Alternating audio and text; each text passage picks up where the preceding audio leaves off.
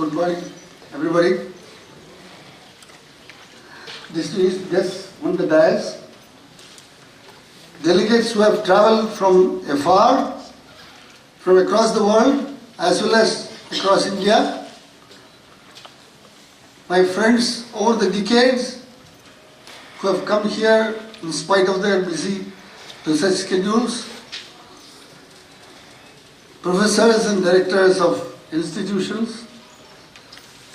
Students, large number of students who have come here. And ladies and gentlemen, on behalf of the National Organizing Committee of the Asia Pacific Radio Science Conference of the International Union of Radio Science, I welcome you all to this gathering, an important conference in the life of our country. And we have been blessed with a fantastic weather with clear skies ahead for the next 4 days. We are indeed overwhelmed by the response to this meeting and realize that radio science is very active in not only all over the globe, but particularly in India. When we formed the Indian Radio Science Society a few years ago, we did not anticipate that there will be a huge participation in radio science because people were belonging to either the IEEE or they were belonging to IET and they were belonging to something else and all that. But having conducted 3 national conferences in radio science in the last 4 years, we then realized that we have the capacity to get into a much larger arena. And therefore, we decided that it was time to host an international gathering of radio scientists in the country. And that's how we bid for the 2019 Asia Pacific Radio Science Conference. So to make the story short, here we are today. And we have the august presence of Professor David Wineland. Welcome to you, sir. He will inaugurate the conference in a few minutes' time and later deliver a general lecture. And we also have the happy coincidence of felicitating Professor Govind Swarup, who is turning 90 the next few days, in fact next week. We are happy that the RC President, Professor Makoto Ando-san, is here, and to cap it all, we have the presence of a very distinguished academician and a technologist in Professor Jagadish Kumar, the Honorable Vice Chancellor of the Jawaharlal Nehru University, which has co-sponsored this conference. Our own organizational team with Professor Kasuya Kobayashi-san, Professor Amitav Sengupta, Professor Paul Raj, and all other members who are here to oversee the smooth functioning of this conference. And we are sorry that the RC Secretariat, represented by Secretary General Professor Peter Van Dale and Secretary Ms. Ingel Leuven, are not able to come because of other preoccupations. Professor Amitav Sengupta has carried the major responsibility for this conference, for organizing this event, and with Professor Paul Raj providing enormous amount of backup work to support the conference with so many enthusiastic youngsters whom you are seeing in the registration counter. They are research graduates or postdoctoral fellows who are there to help you with all your problems. Our entire LOC team of many senior distinguished academicians as well as young scientists, they have also contributed enormously for making this into a success. And we also had the benefit of over 100 session conveners who have evaluated the papers. There were 952 submissions, so it is a very large base. When we started, we thought we will have about 600 papers, but we ended up with a 50% addition. But not all of them have come, but nevertheless, all that had to be evaluated. And that was done by people from across the globe. We thank all of them. Our event managers, Sim Global, has helped us with the registration and finance gateway and the design of logos and publicity materials and various other things. And so we are today in a happy position of welcoming you to this beautiful venue of the India Habitat Center, which is a center for art and culture. I exhort you to walk around this place and see the various exhibitions which are displayed daily and which keep changing daily, with various artists, budding artists of the country presenting their wares. The scientific sessions are very packed, and with talks by experts and research workers. We are extremely happy that a major chunk of the participants are research students who have come to attend. I hope they will reap the full benefit of the conference by interacting with the senior scientists and take back excellent ideas to work on.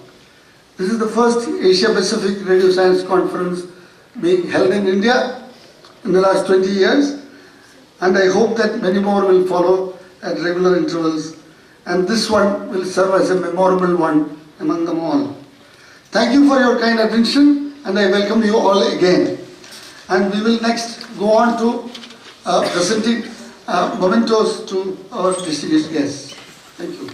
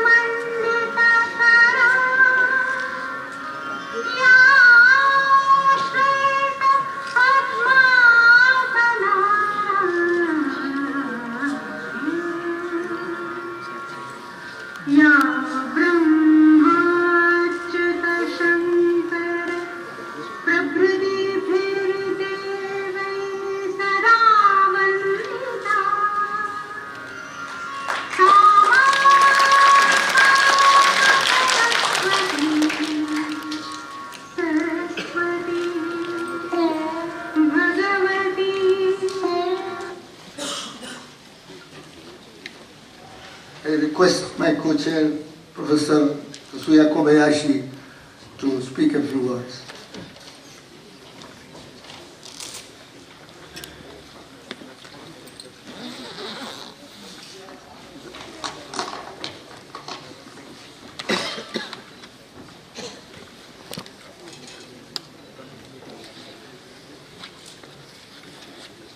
Good morning, ladies and gentlemen, dear colleagues and friends, dear distinguished guests. It is a great pleasure to welcome all of you working in the worldwide radio science community to the 2019 ERSI Asia Pacific Radio Science Conference, AP-RASC 2019, held at India Habitat Center here in New Delhi. As ERSI Assistant Secretary General for AP-RASC and also AP-RASC 2019 General Co-Chair, I would like to say a few words. As many of you know, one of the most important activities of ERSI is to run the 3 ERSI flagship meetings, which are the ERSI General Assembly and Scientific Symposium, GAS, the ERSI Atlantic Radio Science Conference, AP-RASC, and ERSI Asia Pacific Radio Science Conference, which is AP-RASC, that is now being held here. These 3 meetings are all held every 3 years. The history of AP-RASC goes back to the year when AP-RASC was held the first time in Tokyo, Japan, based on the initiatives taken by the Japanese National Committee of ERSI. This AP-RASC 2019 in New Delhi is the 6th AP-RASC, and the conference has been expanded constantly since its beginning in 2001. Until the AP-RASC in Taipei, Taiwan, in 2013, the conference was mainly organized by ERSI member committees in host countries.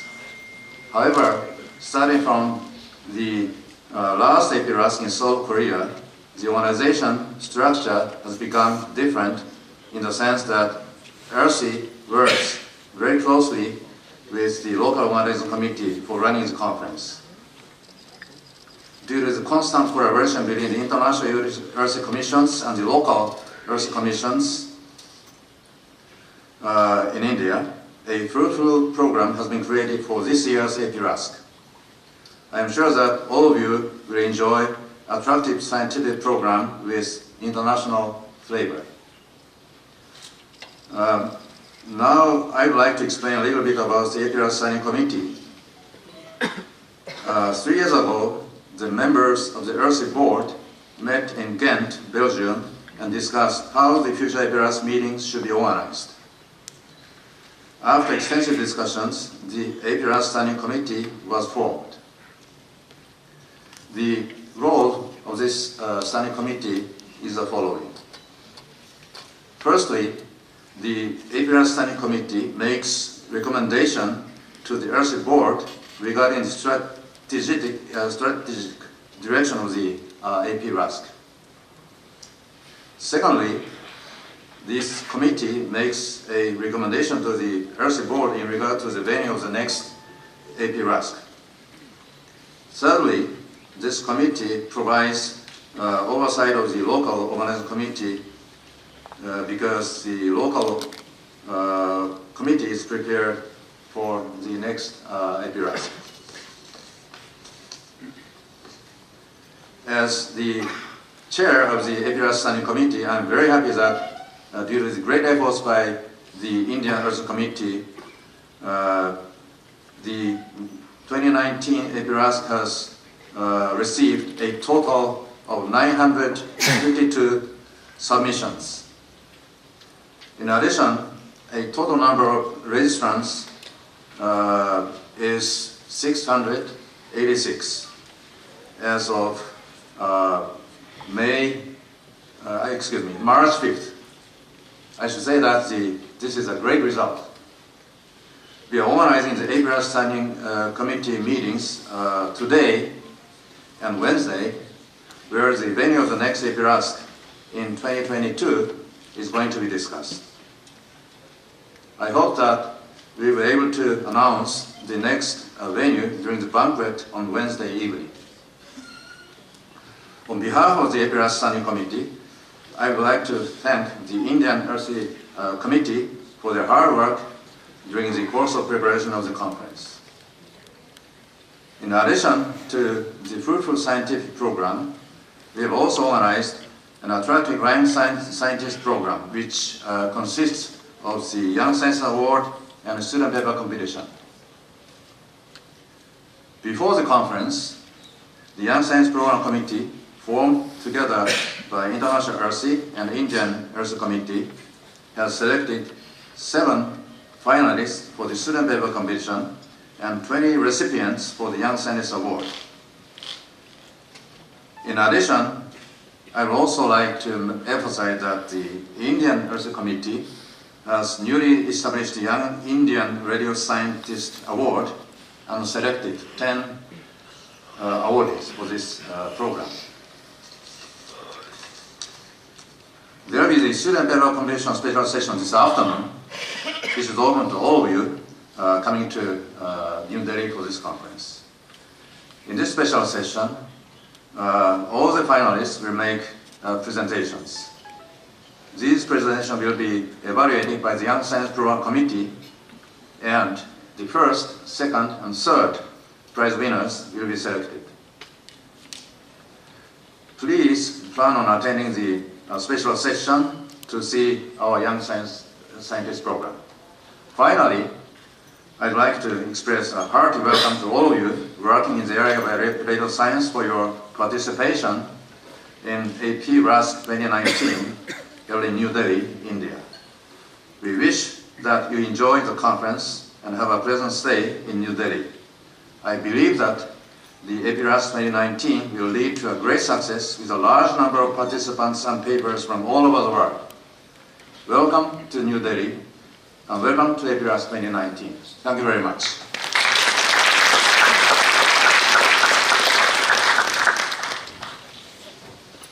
I invite the President of RC, International Union of Radio Science, Professor Makoto Ando, to make a few remarks.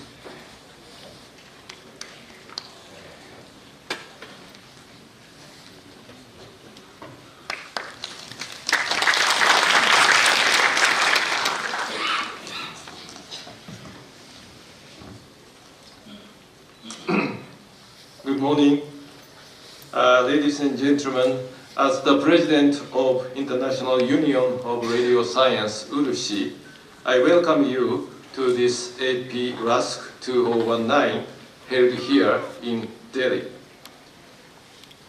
I appreciate very much for Indian Radio Science Society and Indian National Committee of URUSHI for organizing this important event.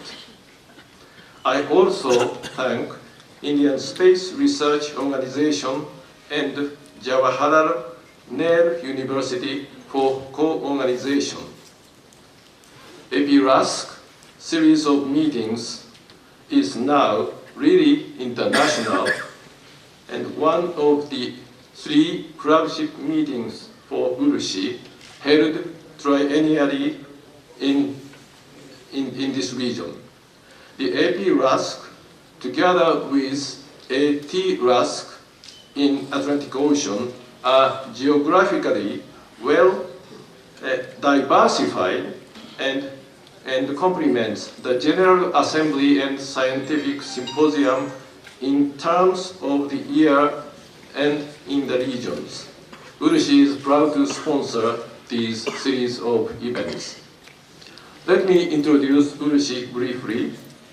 URUSHI, a non-profit organization under the International Science Council, ISC, which starts last year, is responsible for stimulating and coordination on an international basis studies, research, applications, and communication in the field of radio science. URUSHI consists of 44 countries on regions as the member committee, and 10 scientific commissions. Urushi will have centennial celebration from this year.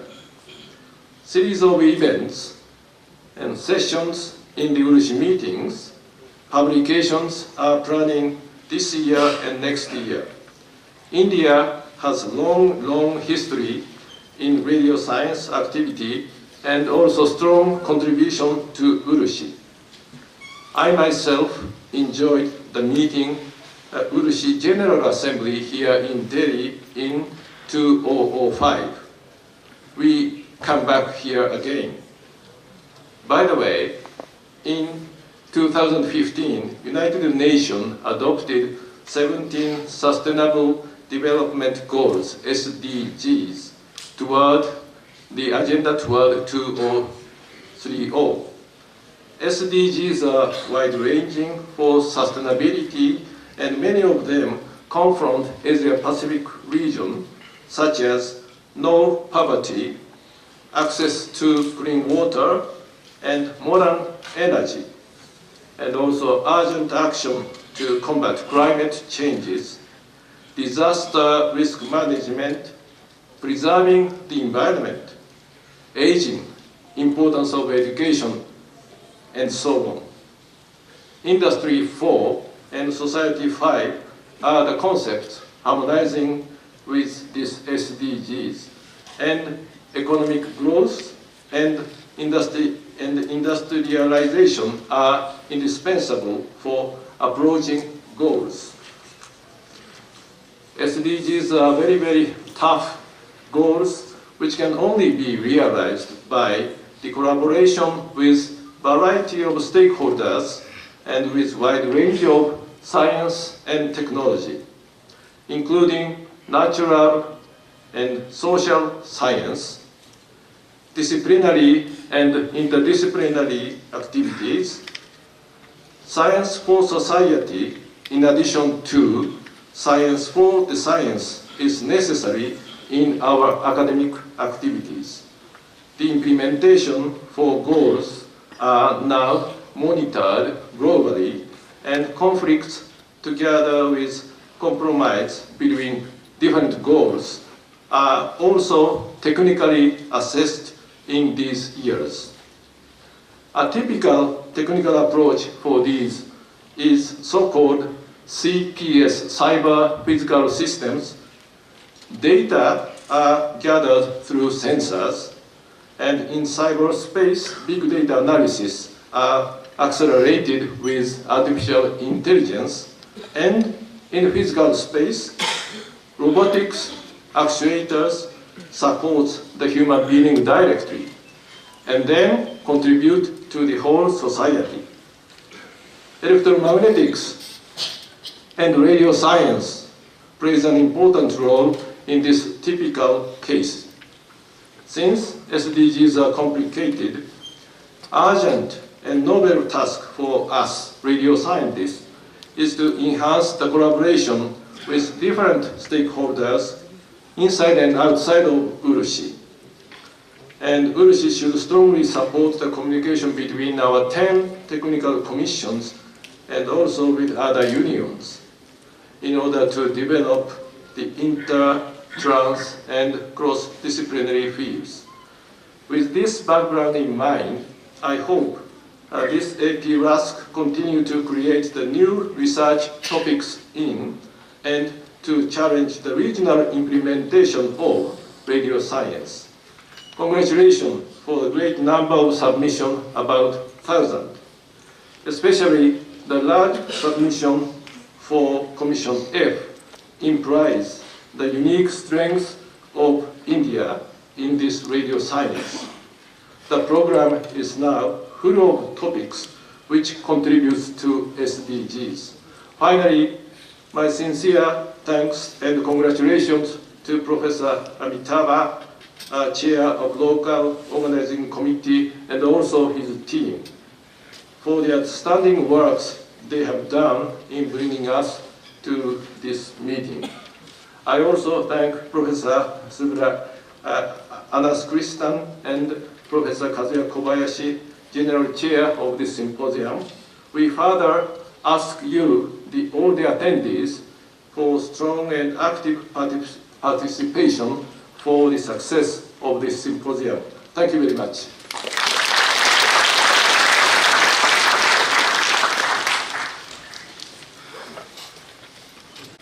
I request Professor Andre Santoli to take a few remarks. He has something nice to say. Yeah, I'll try. Good morning, ladies and gentlemen. My name is Ondřej Santolik. I serve on ERSI board as a vice president, and one of my duties is individual membership. So we decided this time to hand over the membership certificates during this opening ceremony. We have 2 new members. They went through very rigorous admission procedure, and if they are present, I hope they are. Dr. Ajit Kumar Maurya from India, come please to the podium, and Dr. Adebayo Segun Adewumi.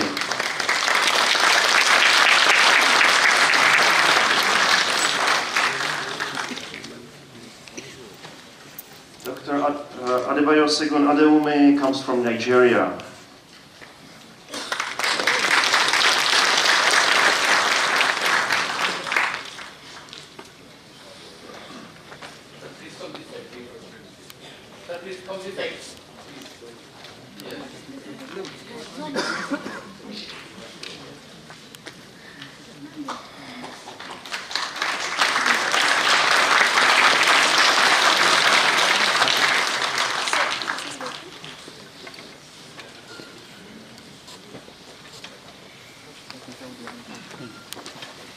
It's my great pleasure to welcome to the ranks of new fellows of ERSI. That's the highest category of our membership, and it's reserved for people who served ERSI in different positions. And the first of 2 our fellows, which will be welcomed today, is Dr. Parameswar Banerjee.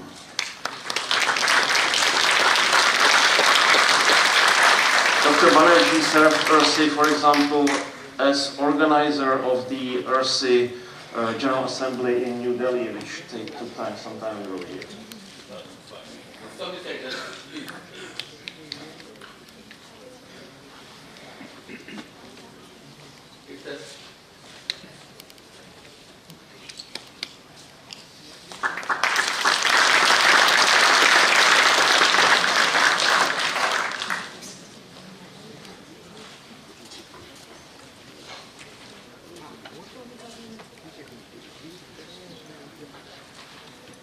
Finally, my great pleasure is to hand over the fellowship certificate to Professor Govind Swarup.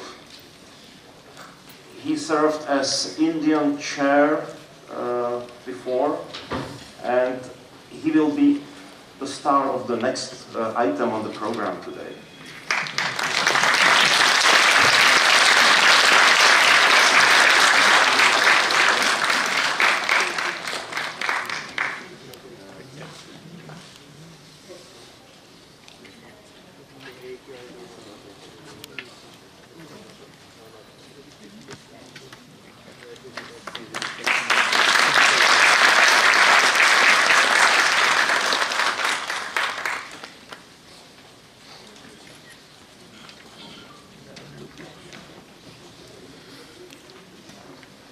Our little membership ceremony here.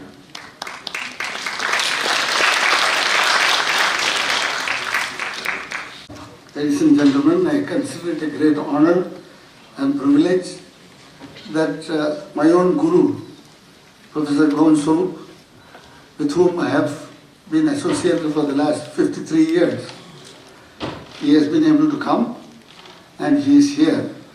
And the next week we are having a big celebration to celebrate both his major contributions to radio astronomy as well as the fact that he has built up such an enormous activity in radio astronomy in the country. Today India is on the radio astronomy map of the world, largely thanks to the guidance and mentorship provided by Professor Govind Swarup. So it's a great pleasure for us that he could come today and spend some time here. In the afternoon, there is a talk by him on the growth of radio astronomy in India, and we propose to show also a small video of 4 minutes to 5 minutes showing the kind of activity that he has been engaged in. And I welcome those of you who can attend that session to come and please attend. So thank you very much, sir, for being here, and it's a great pleasure. Thank you.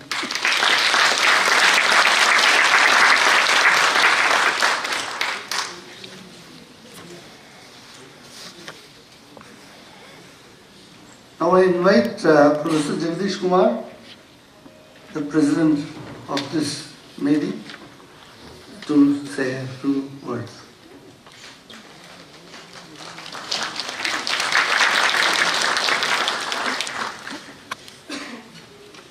The distinguished scientists on the dais, scientists from within India, from outside, the students, research scholars. It's a great honor for me to preside over the function today. Being the president of the program for this morning, I was asked to share some of my ideas with you. Being a professor of electrical engineering, radio science is part of my thinking process every day. And radio science, it pervades all areas of our life, whether you are a radio astronomer or a biologist or a chip designer. I have looked at the titles of the schedules that are lined up, and they are so different, but they are all interconnected through radio science.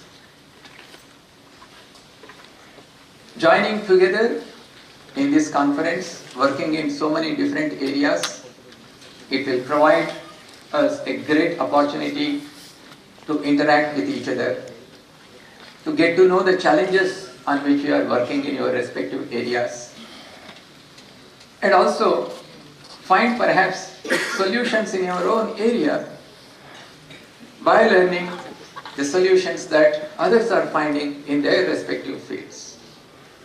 This is the biggest advantage of having a multidisciplinary conference, but with an underlying connection of radio science.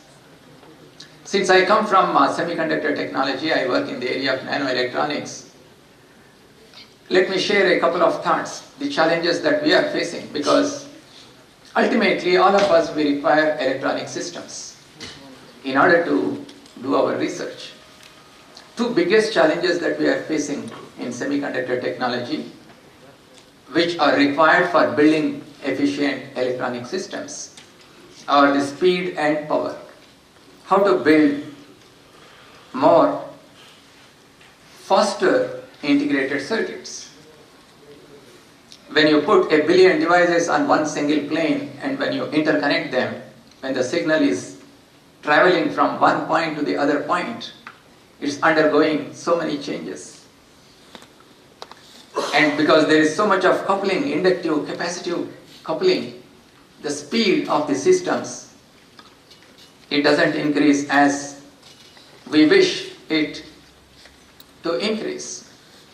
And as of now, we are unable to find a solution on how to make the signals travel faster across the interconnects.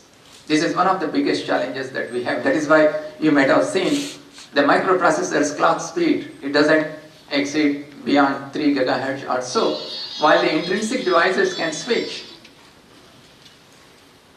A bipolar transistor can switch at hundreds of gigahertz. A MOSFET can switch at 100 gigahertz, 150 gigahertz. But the systems, they still work at only 2 or 3 gigahertz clock speed. So how to increase the speed? This is one of the major challenges that we have. The other one, of course, is how to reduce the power consumption in integrated circuits. I work in the area of low power integrated circuits. The Moore's law has come to an end. We can't decrease the physical sizes of the devices anymore. But then, as we try to build the next generation integrated circuits, how can we make them consume less power? That is one of the biggest challenges that we have. Today the semiconductor technology is about 465 billion US dollars. It's growing every year at around 5%. And the major segments which are driving this growth are industrial electronics, automobile electronics, memories and sensors. And with IoT going to become a major aspect of our lives, building sensors which consume almost no power. They should be able to scavenge energy from surroundings and function for years without a battery being replaced. So these are some of the challenges that we have. And when you interact, experts in radio science, with other device designers, perhaps it should be possible to exchange ideas and learn from each other and build better systems. Today, major decisions, policy decisions that we take are dependent on scientific innovations and technological developments. Major economies in the world are driven by innovations. As a result, scientists are increasingly being relied upon by policymakers and governments for advice. So therefore, we play a very important role. But in the process, what has happened is scientists have also created hierarchical systems. As scientists, we always think, I'm a scientist and the others, the laymen, the amateurs, the non-scientists. We have created a hierarchical system. We have acquired hegemonical power. I think time has come for us to come out of our ivory towers, interact with the society, communicate with them what is the kind of work that we are doing and how it will be beneficial to them. As scientists, we have failed to communicate with the society. After all, our research is funded by public money. Is an ordinary person walking in the streets excited as much as you are excited about your work? If they are not excited, you are losing a large component of support that is required for your work. So as scientists, I think we need to focus on communicating in an efficient manner, in simple language with the society. We also, for a long time, have believed that any technological development is a sequential process. We sit in our laboratories, we develop systems, we come up with solutions, and in the fag end, we go to the user and say, this is a solution I have for you. The users are in majority. As scientists, we are a minority. In the process, what has happened is those who are able to adopt these new ideas, new technologies, they are termed to be so-called progressive people, and others are marginalized. It is important that the society should know what kind of technologies we are developing and how it is going to influence their lives. And that is possible only when we involve the stakeholders right from the beginning of our research process. I think as scientists, we should not only develop the standard of living, but we must strive to improve the quality of life of the people in the society. So as scientists, as educators, we have a great responsibility in making sure that it is fine. Knowledge, research for knowledge's sake alone is fine. But today time has come for us. If I create knowledge, What next? How can it be used to benefit the society? Today our societies face the biggest challenges human societies have ever faced. As scientists, are we thinking about finding solutions to these challenges so that we can build a sustainable, peaceful and healthy society? I would request you during your discussions to please also think about how we can be connected with the society while doing our work in our respective areas. I hope that this great event will be successful. I hope that the students who are part of this conference will establish networking and collaboration with the great scientists we have assembled here so that we can collectively work for the betterment of the society. Let me conclude by recollecting what Dalai Lama has said. He said, if you work for the happiness of others, it will enhance your own sense of being happy. Thank you very much.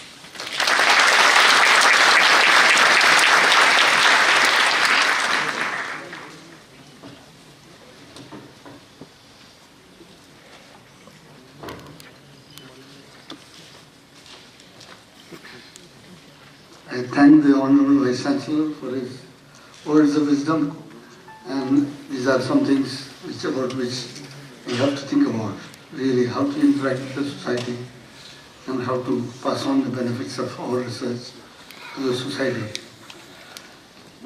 A pleasure to invite Professor David Wineland to give his introductory address, an inaugural address, and inaugurate the conference. Professor Wineland needs no introduction, really no long introduction at least. He shared the Nobel Prize in Physical Sciences in 2012 in the area of cooling and trapping of ions. And I knew him before, but he doesn't of course know me.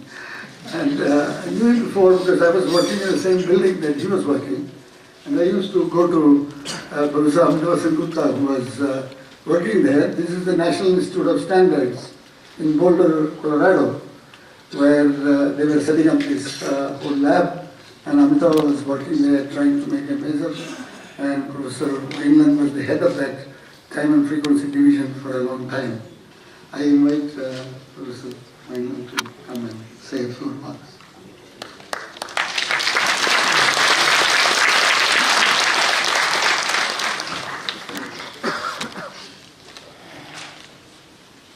Thank you for the introduction, and of course welcome everybody. Thanks for coming to this opening session.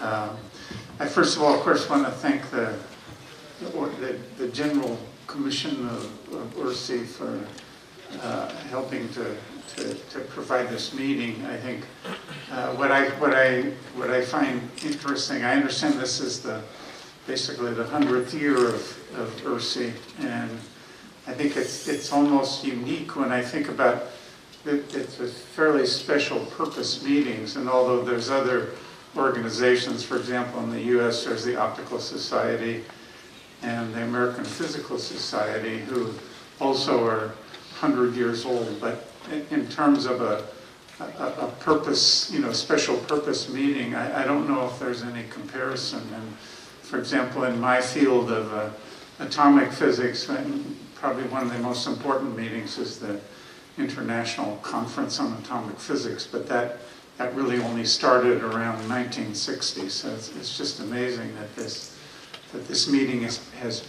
its longevity. It's been going on so long. So I also certainly want to thank the organizers of this particular meeting. I think it certainly shows the strength that India plays in URSI, and I'm particularly pleased to be invited to this meeting. The Amitabh Sengupta, who's the primary organizer of this particular meeting. I think I've known Amitabha for quite a few years now. I started at NIST in Boulder, Colorado in 1975, and Amitabha was a visitor several times in the 80s in our lab, and although we didn't work together, I got to know him personally, and I'm happy to call him a friend. And anyway, he was certainly one of the main reasons that I was happy to come here and join this meeting. Yesterday I got to meet a few of the faculty and technical leaders of this community, and in particular the students. I was really impressed with the enthusiasm the students show in their respective fields. So I think this is actually, this is my first time at this meeting. It's the first time in India, but I think it's a great meeting, and I'm really pleased to be here. So I don't want to take up too much time, but I understand that I have the pleasure and the honor of officially declaring the meeting open. So I hope you all get a lot out of this meeting, and I know that I'll enjoy the sessions that I'm able to attend. So with that, thank you very much.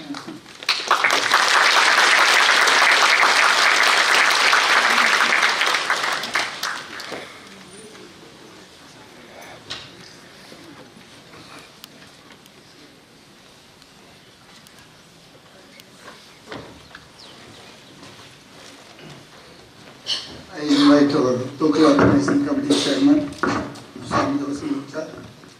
to give his remarks on the conference.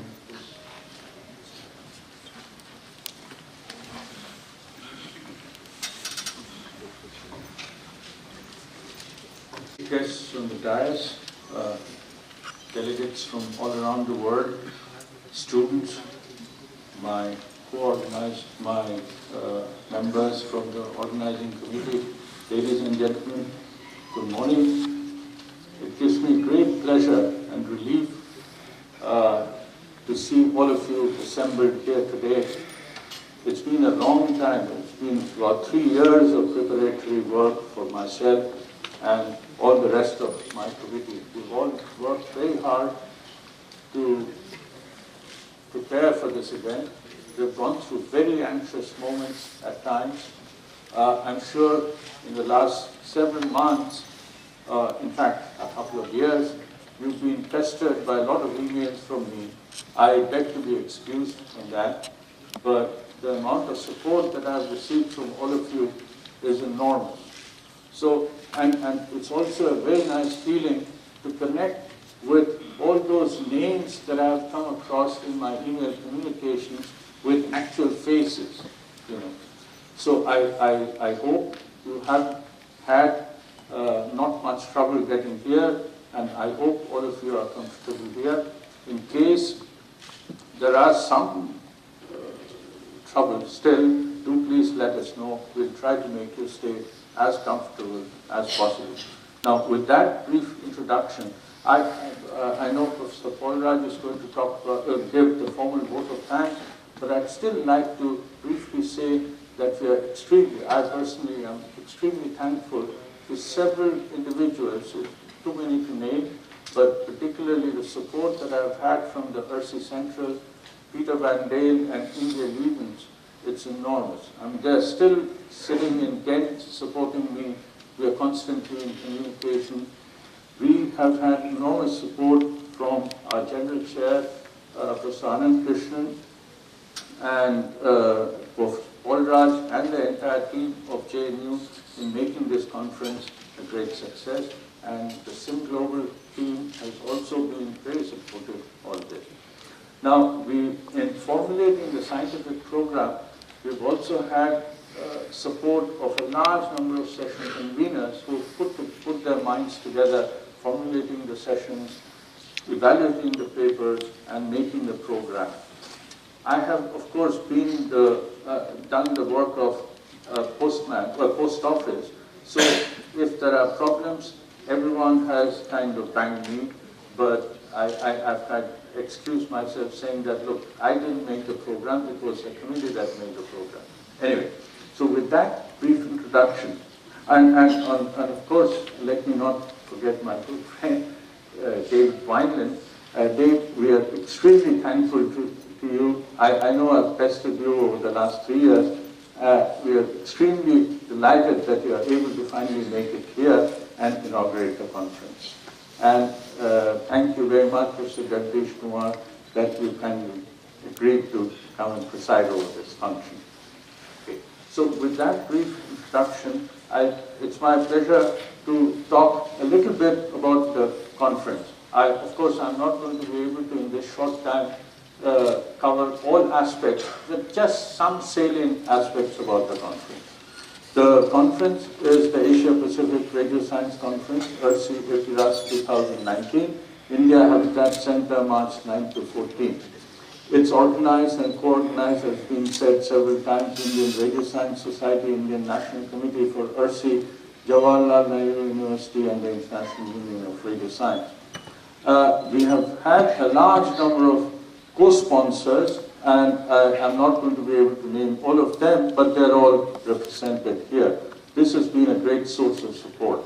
The venue is very ideally located in the central part of New Delhi, right next to the historical Lodi Gardens, and you are here, please go around and visit the different nice places around.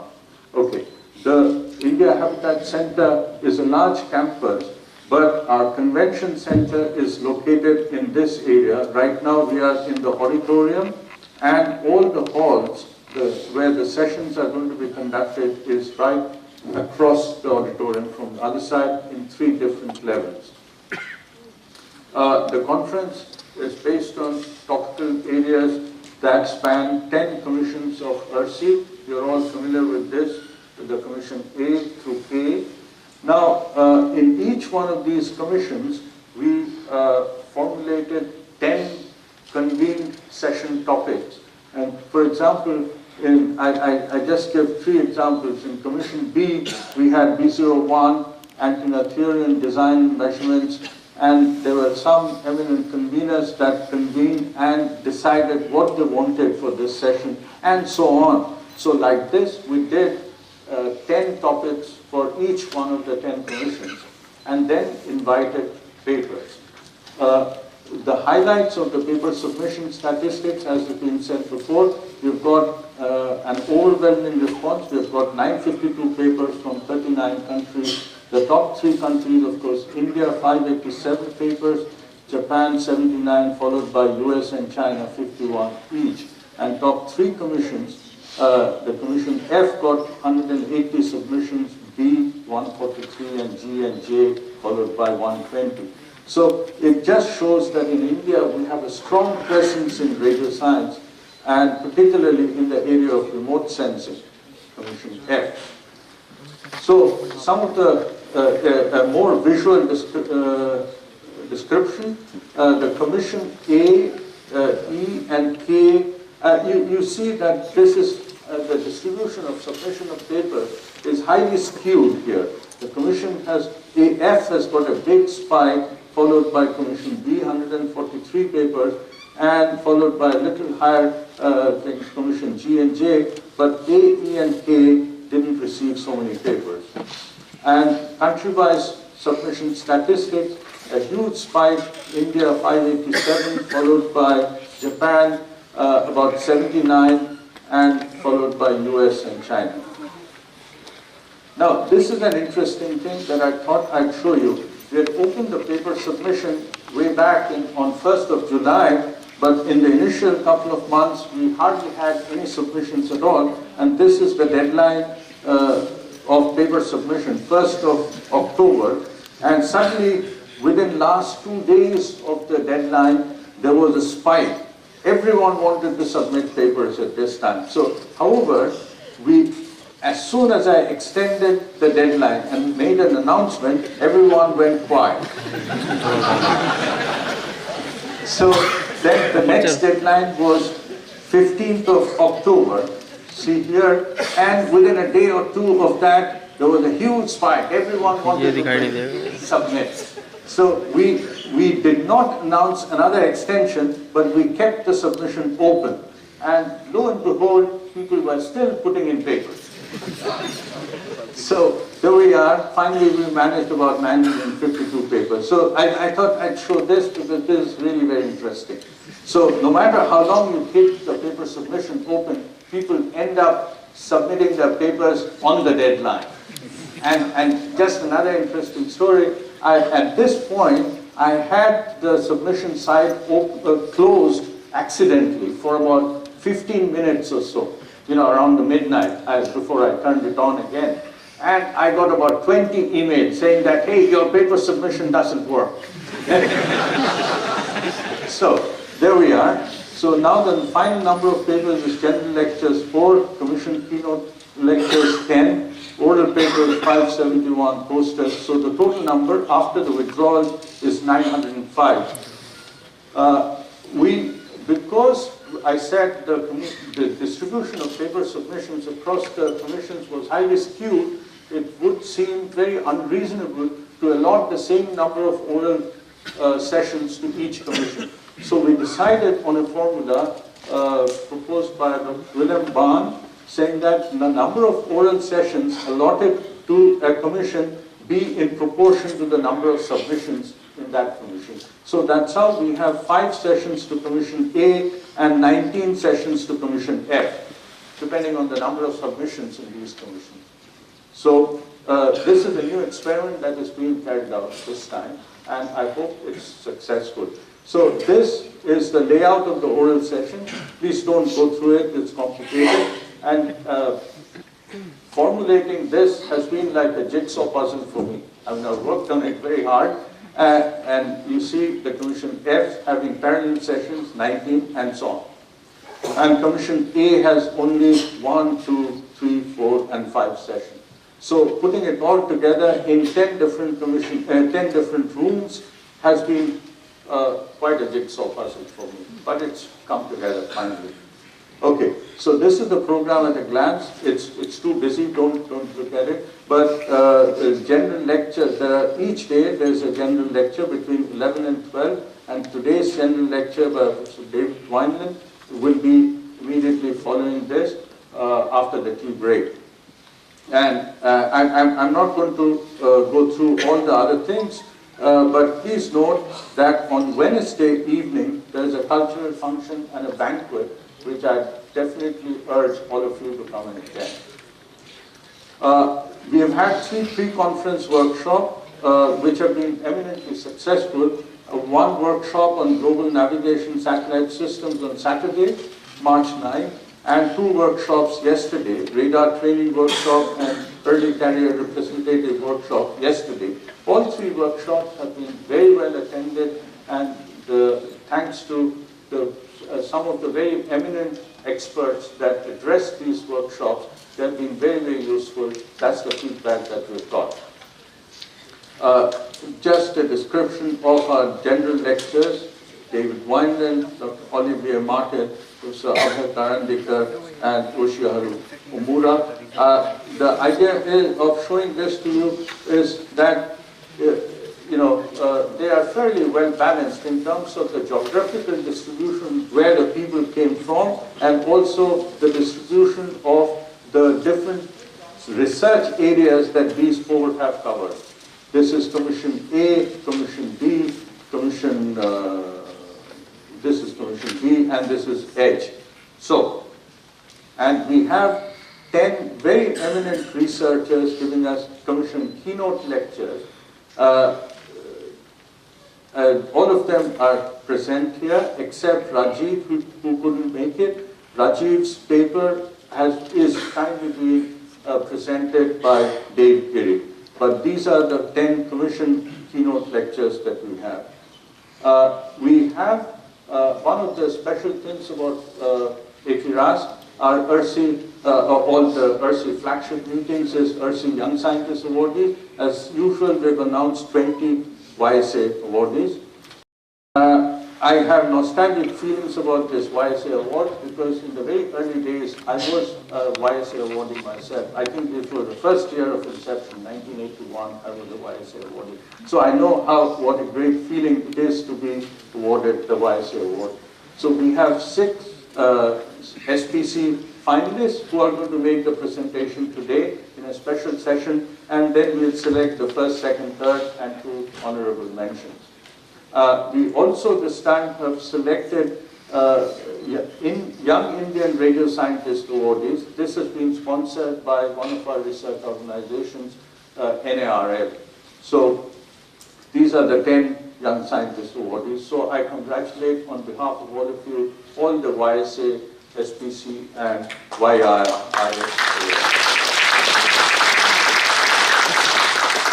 We are going to have 3 special publications for AP-RASC 2019.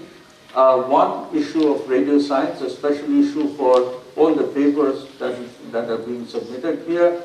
We have 2 special issues of Radio Science Bulletin, one that will deal with the SPC awardees, and one that will include the general lectures and commission keynote lectures. So there are 3 guest editors for this. Anyway, finally, the registration statistics. These are the delegates that have finally confirmed and are here. These are from 31 countries, the largest number from India, 421. And it's quite a wide distribution. We are happy that you are able to come from far and wide. Finally, we have about 237 foreign delegates, 28 students, 257 Indian delegates, and a large number of Indian students. So we have a very young population here that does radio science. So this number in the meanwhile has gone up a little bit. So the last slide, this is the venue for our cultural function and banquet. This is a very nice open park which has been renovated by the Aga Khan Trust. This is the amphitheater that you're going to have the cultural function in. This is the daytime photograph. Nighttime, it will be even more pleasant. So I invite all of you to kindly come and attend the banquet. Finally, thank you very much. Hope you have fruitful deliberations and enjoyable week ahead. And like I said, we are trying to make you stay here as comfortable as possible. But despite that, if there are any problems, do please let us know. Thank you very much.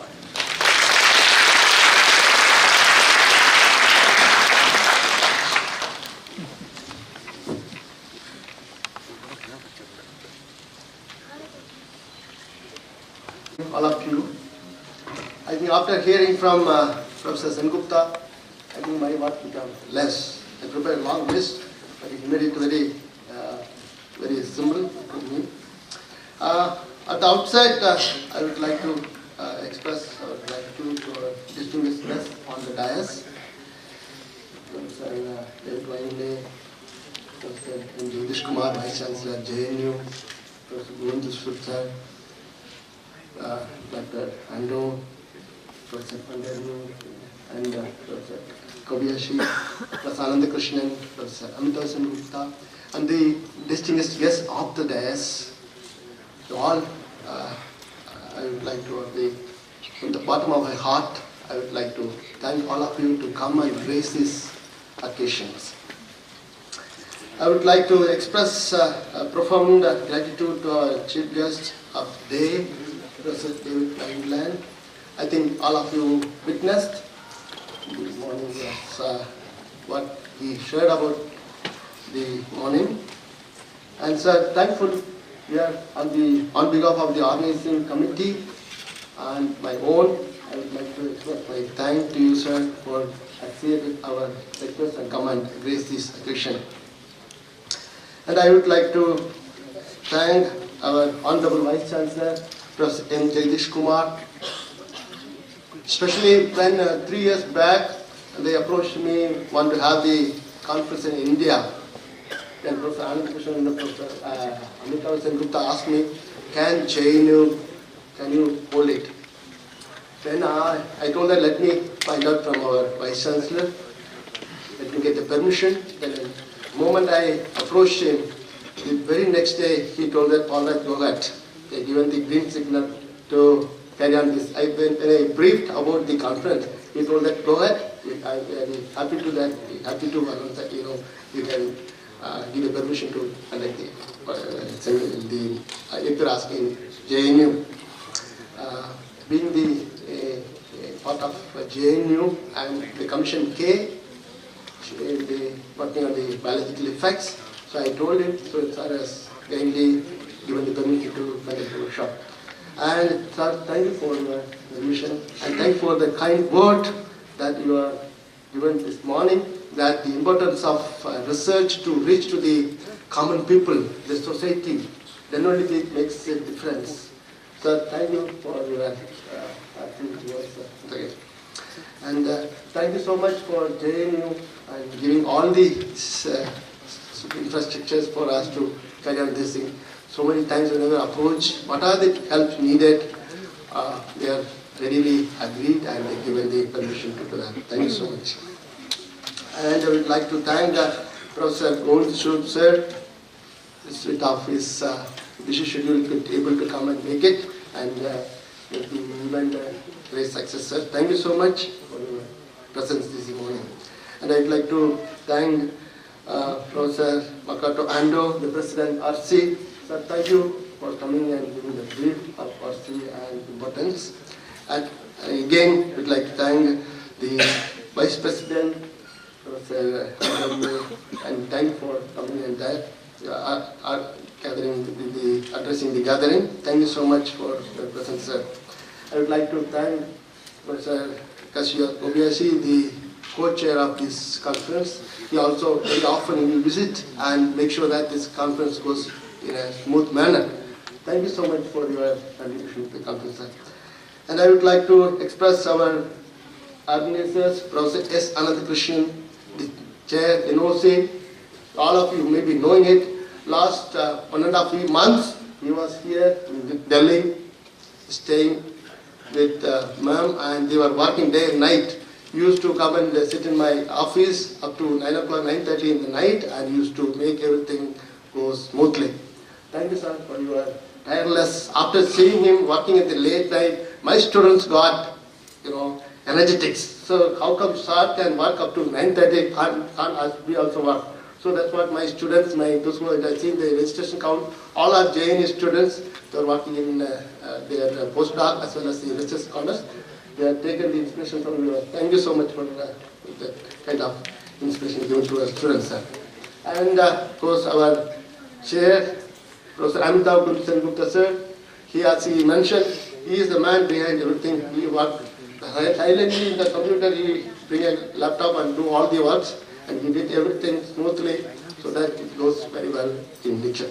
Thank you, sir, for your kind work and everything. And I would like to thank all the sponsors of this conference. As Professor Amitabh Singh mentioned, we want to mention a few of them, especially for the funding agency. We got a couple of funding agents from the government of India, as well as from the private corporates. If you name, it's a quite number. I want to thank all the funding agency from India as well as the corporate offices. You are gratefully acknowledged. And we want to especially thank the Ministry of Earth Sciences for providing us a venue for our workshop on Saturday. The MOE is gratefully acknowledged.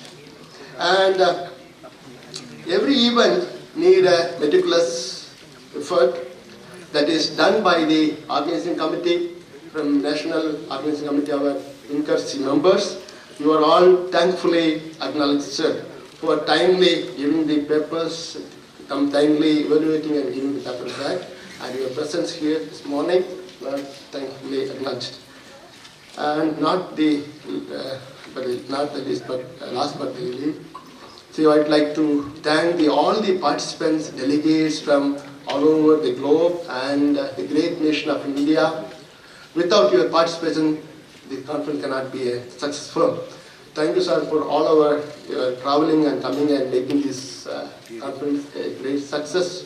I hope this 4 or 5 days deliberation will make an enormous output come from that, and it will reach to the society as our Honorable Vice Chancellor said. And I would like to thank all our my team members, my lab, my students, and our team members, volunteers, all the SIM Global and all the other, those who are working indirectly or directly for this, making the conference successful. Thank one and all for gathering here. Have a nice day. Thank you.